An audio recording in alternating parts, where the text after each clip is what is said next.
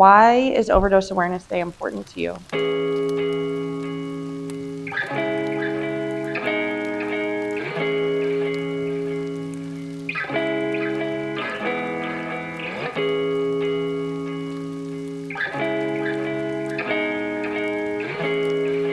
You know, even in active use, I was sometimes not really 100% sure whether somebody was overdosing or they were just, nodding out. And there were plenty of times where, I have to stop a car or whatever it is and, try to perform CPR, but I don't, I just didn't know all the facts because there wasn't any good,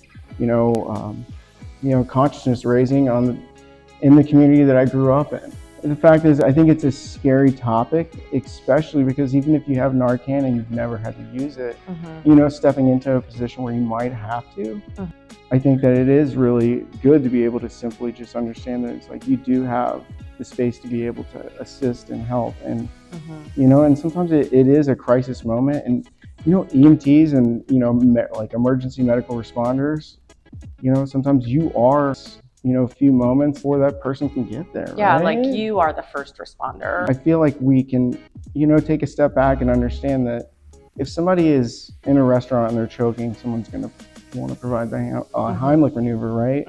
And it shouldn't be seen as anything more than just something as, a step in the right direction for someone's safety. And I feel like more people would absolutely intervene if they saw it as less of a good or a bad. Yeah. But why not talk about something that's so life-saving? And it is a simple process, even though it's a complex experience. If you see someone lying out under a tree on a backpack in the shade, chances are they're sleeping and they don't need you to come and try to rescue them from an overdose. You can use context cues. So like if someone is in the full sun, their body is at an awkward angle, that might be indication that something else is going on. So what I do, and I do this honestly fairly frequently, so I probably look pretty weird, is I just get low, I get closer, and I look for any physical sign of breath. So if you can see any rustling or movement or chest movement, leave them to their privacy and leave them alone. But if you really can't see a signal of that. Carrying a mirror too, in case you do not want to get down, just to check breath. And if you think someone has overdosed, the way that you fully assess that is by giving them a sternum rub or a chest noogie is another way to describe it. So if they don't respond to that, odds are high that they have enough opioids in their system, they're forgetting to breathe. Narcan can help wake them up. The step that we really recommend is that someone calls 911 and say, my friend isn't breathing. So you don't need to report an overdose. You can just say that you're with someone who isn't breathing. If you have Narcan, administer it. Narcan refers to the nasal spray that looks like this, and it's one spray and one nostril. Also, administer rescue breathing. So when someone's overdosed, your body has forgotten to breathe, and you can breathe for that person if you feel comfortable. So it's one rescue breath every 5 seconds. Remind yourself that you always have to breathe for yourself first, and hopefully you can keep on doing that until EMS or 911 respond.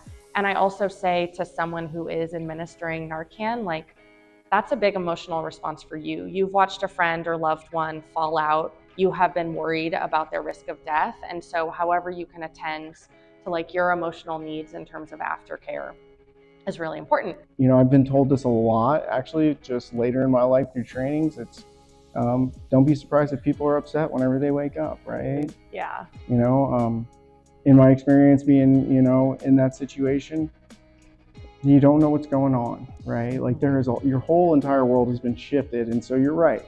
It may be upset at you, but also the fact is, you were just worried about them and you wanted to try to save their life, my recovery may be different than everybody else's. And it's, I'm like an abstinence-based person just off life experience for myself and being able to make that choice.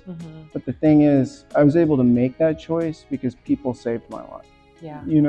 Yeah. And it's whether or not you think that, it's enabling or not, but I do feel like why don't we continue to give people a chance to do what is necessary to become, the people they want to be. Yeah. Some folks will say like dead people don't recover. Dead people can't recover. But, like keeping someone alive gives them opportunities to make choices that change their relationship to using drugs. Absolutely.